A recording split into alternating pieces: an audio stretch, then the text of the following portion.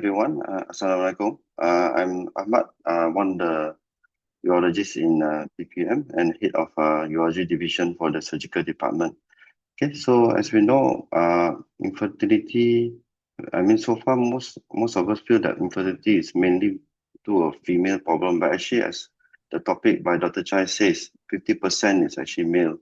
And for a recent national survey, they actually found that 60% of male have an abnormal semen analysis results. Okay, so that's a bit worrying, but I think I'll let Dr. Chai elaborate more on this matter further.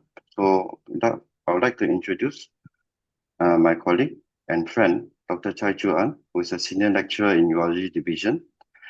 Since coming back from his andrology and urology fellowship in Edinburgh in 2023, he has pioneered the combined urogyne male infertility service in PPM, and thus, as far as I know, is the only government center in Malaysia that can provide the micro-TC surgery in our center.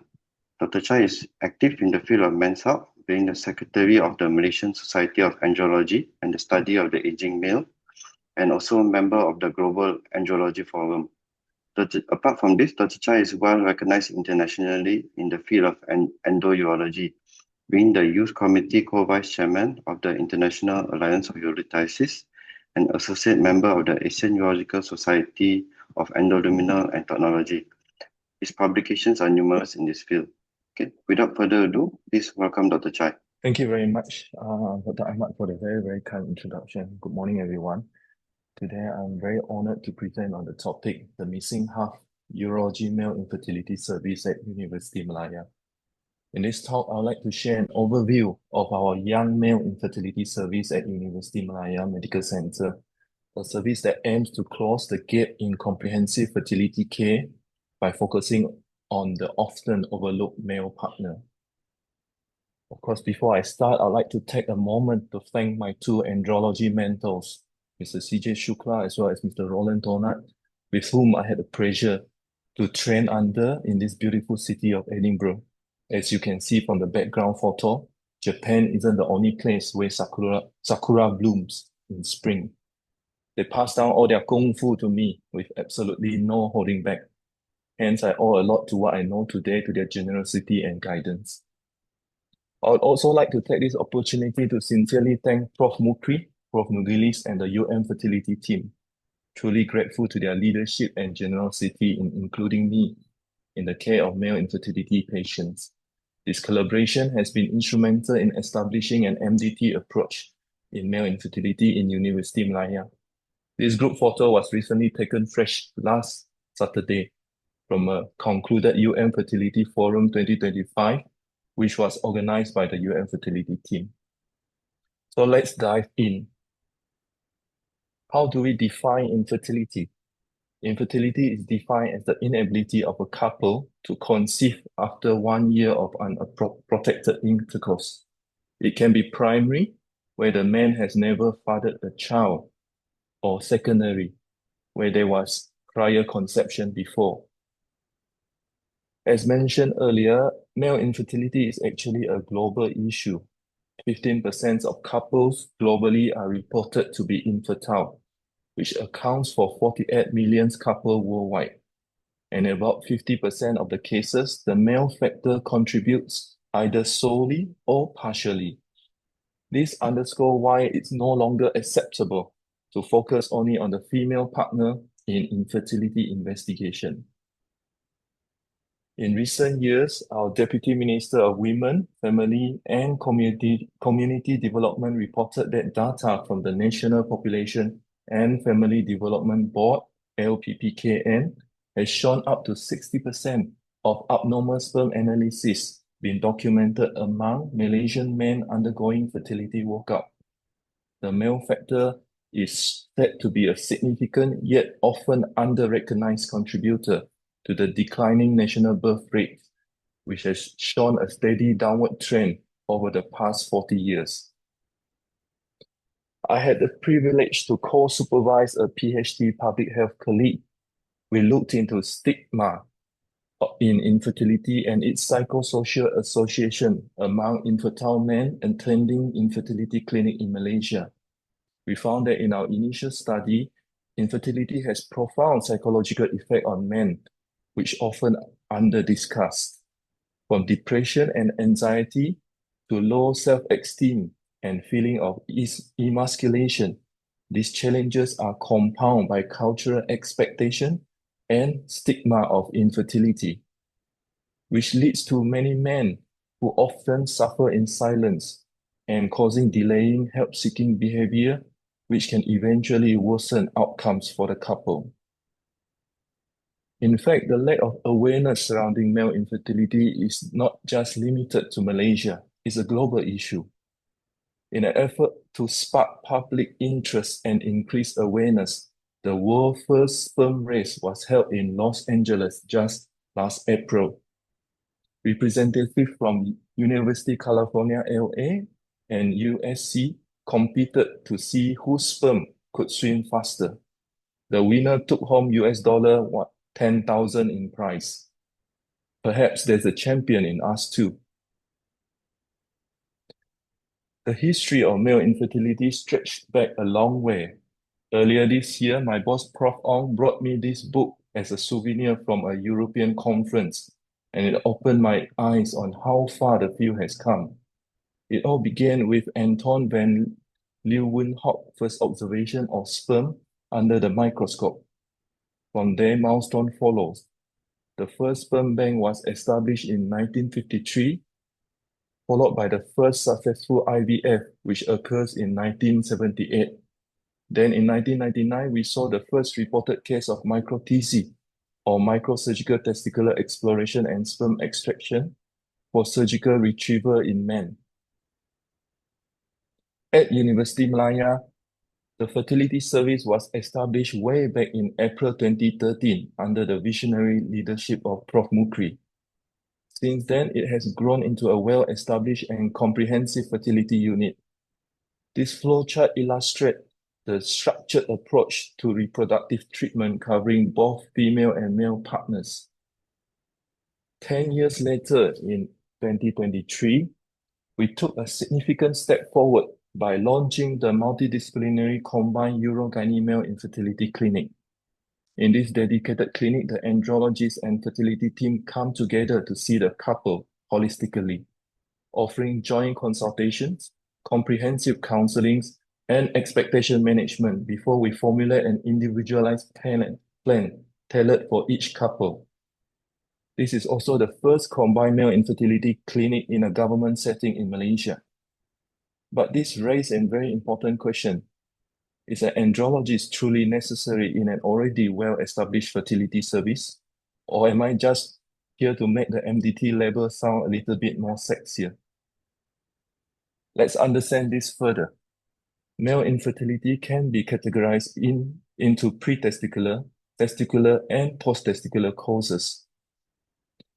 Pre-testicular causes are usually systemic or central causes, such as pituitary tumor, congenital lack of LH or FSH, and secondary due to androgenic steroid abuse or due to hypogonadism.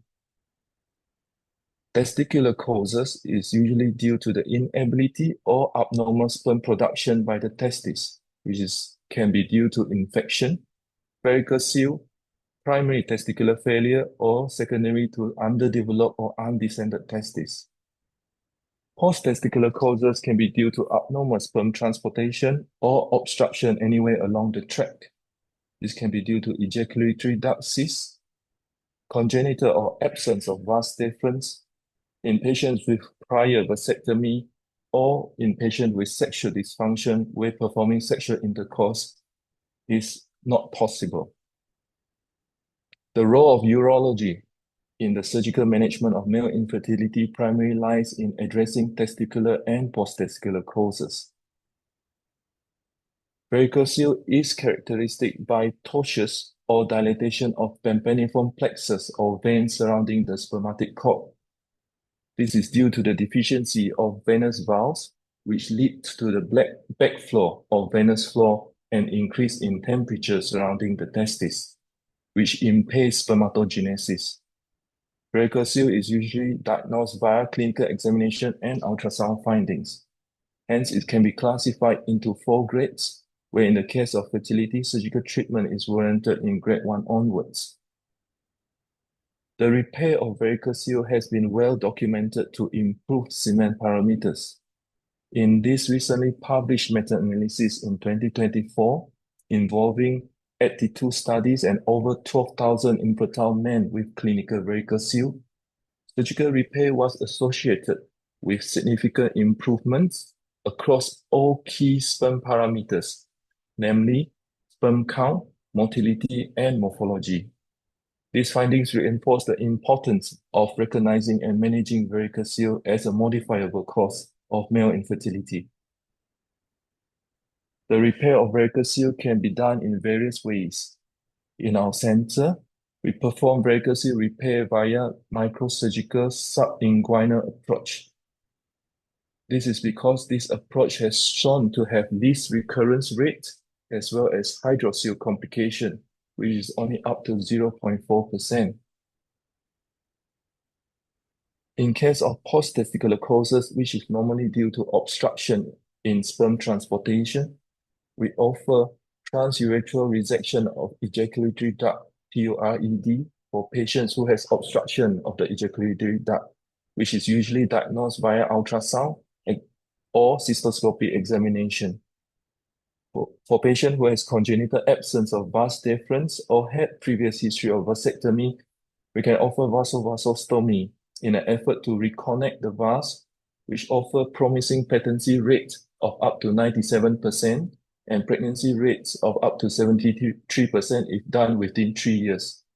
Of course, the success rate reduces with time, and we will usually offer surgical sperm retrieval in the same setting. Surgical sperm retrieval is offered in a conventional method percutaneously via PISA or percutaneous epididymal sperm aspiration or TISA, testicular sperm aspiration. This procedure is done both by the fertility team gynecologist and the urologist. If those methods fail, we would then proceed to offer a microsurgical approach in MESA or microsurgical epididymal sperm aspiration or micro-TZ in microsurgical testicular sperm extraction. The evidence behind this lies in a landmark meta-analysis which showed that micro-TZ has nearly doubled the success rate compared to percutaneous retrieval methods, especially in non-obstructive azoospermia. This is seen in this meta-analysis of 15 studies involving up to 2,000 patients. This evidence has also led to the procedure of micro-TZ being recommended as procedure of choice in surgical sperm retrieval in patients with non-obstructive azoospermia in our European Association Urology guidelines, which we use and adhere to in Malaysia. At University Malaya, we also offer OncoTZ, a service which we perform micro-TZ on azoospermic patients diagnosed with testicular tumor. Globally, the reported success rate of OncoTZ range from 40 to 80%. This approach is especially important because testicular cancer typically affects younger men, many of whom has excellent prognosis and long-term survival. However, the challenge lies in the fact that adjuvant chemotherapy and radiotherapy can often have teratogenic effects, which may lead to permanent azoospermia.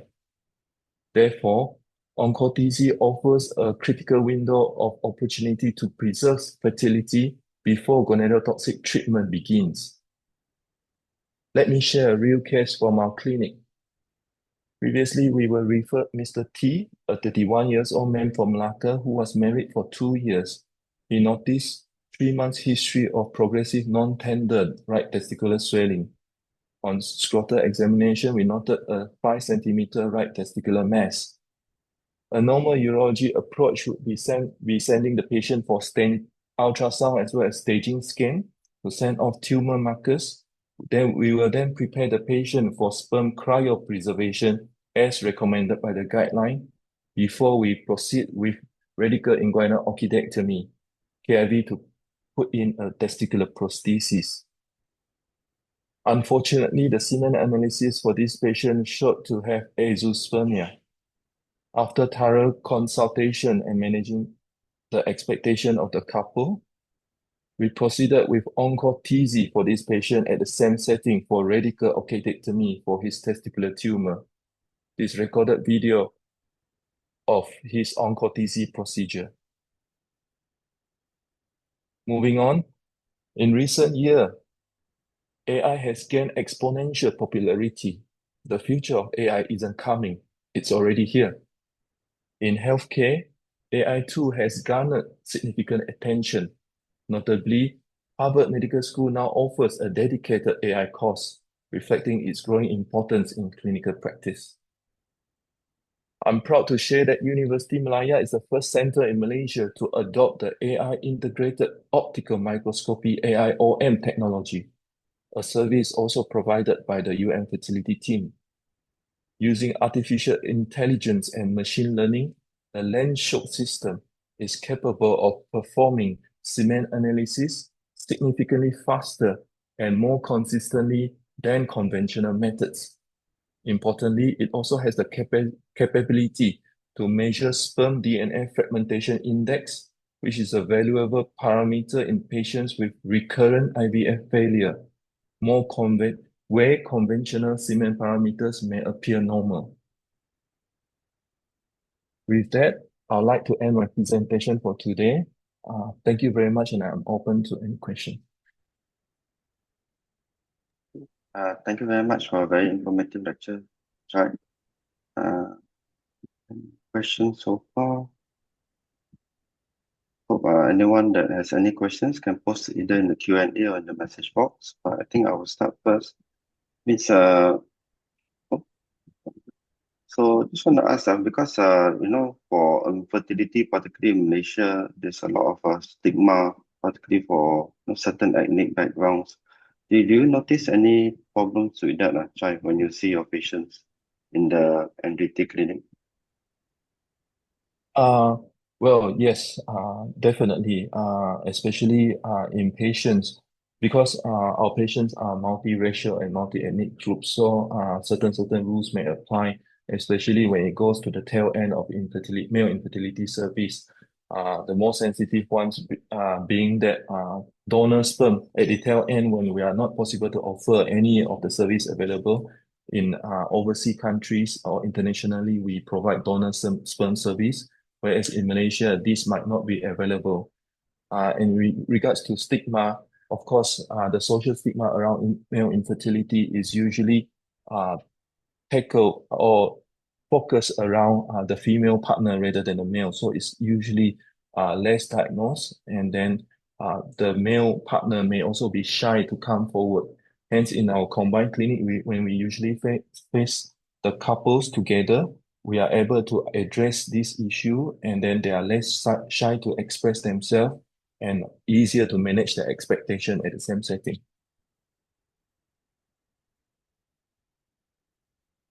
Sorry, Dr. Ahmad, I can't hear you. Yeah, thanks for the response. So I have a question from Prof. Tengku Sarah. Since varicocele is probably due to rise in temperature, would you suggest clothing that would be cooler? Do you think some special cooling fan could be designed for fertility challenge men?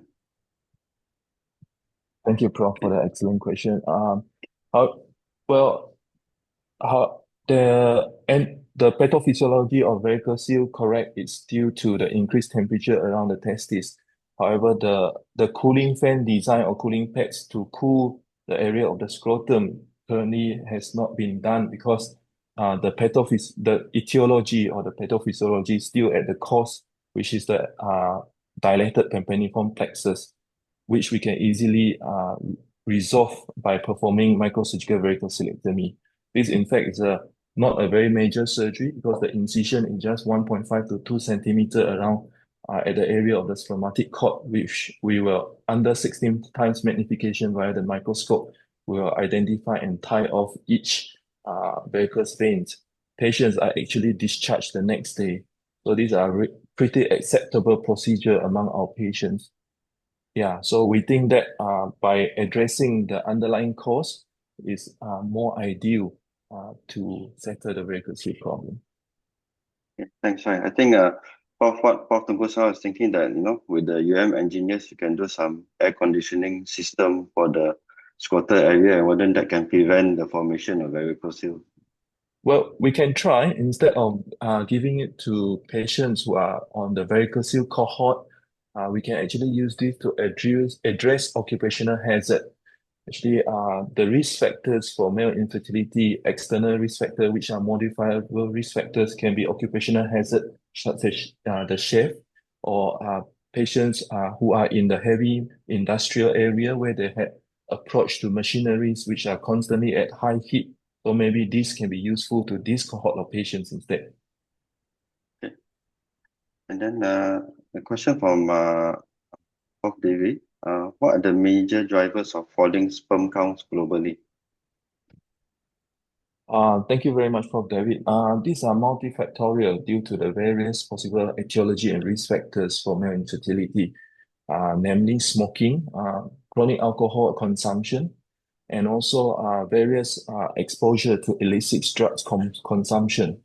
And of course, as I mentioned earlier, occupational factors and hazards will also be a cause. Thanks for the response. And I have a question from Dr. Wilson. Does all varicocele require surgery or referral to you? Well, thank you very much for the question. As I mentioned earlier, varicocele, which are for in context of infertility, varicocele which are grade 1 or above, can benefit from surgical treatment to reverse or improve sperm parameters. However, in symptomatic patients, we normally do not treat varicocele which are subclinical or which is only diagnosed via ultrasound. Thanks, Sai. I just want to ask, once again, congratulations to you for not setting up the male infertility service together with Prof. Mukesh here. I want to ask, what do you think are the barriers? Why is it that, I mean, from my knowledge, it's not that widespread in the government hospitals in Malaysia. What do you think are the barriers to that? The barrier to setting up a combined service, I think primarily is the availability of service. I think the availability of androgen, andrology and urology service, which offer the expertise of microsurgical surgery, is not widely available. Number two, I think the interest as well, because I think much effort should be put into uh, building up interest among urologists to perform these procedures. And then, of course, it comes down to the availability of instruments because not all hospitals are equipped with capable microscopes to perform this.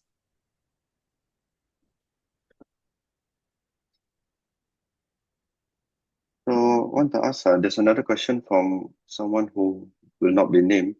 What is the population you mostly perform micro TC on in PPM as part of onco-fertility or primary fertility? The population which I most is actually quite homogeneous because it depends on patients with infertility whom I need normally on non-obstructive azoospermic patient. In terms of race, we do have quite homogeneous amount of patients among Malay, Chinese, as well as Indian population for the last 2 years. And then for the target or pathology is usually on the non-obstructive azoospermic cohort because if these patients are of obstructive azoospermia, they are usually able to perform conventional or percutaneous approach or PISA. As part of onco-fertility or primary fertility, usually is as part of primary fertility because onco-fertility is not common and usually we ask the patient to provide sperm cryopreservation. Only if their semen analysis is azoospermic, then we can counsel for onco-TZ. Next slide. I think one last question. Last time I heard there was some issue about sperm banking for testicular male patients who are not married. Is that still allowed in UM? Do you know? For sperm banking for unmarried male? In University Malaya, unfortunately, sperm banking in University Malaya is only available for males who are married, you're right. Yeah, This for so Malays kan, for Malays kan. Yeah. Yeah. yeah, Okay, so I think I don't see any further questions. So I want to thank again Dr. Chai. Again, congratulations to you and the UM Fertility team for setting up this service. And thanks everyone for your kind attention and questions. Thank you very thank much. you very much, Dr. Ahmad. Thank you.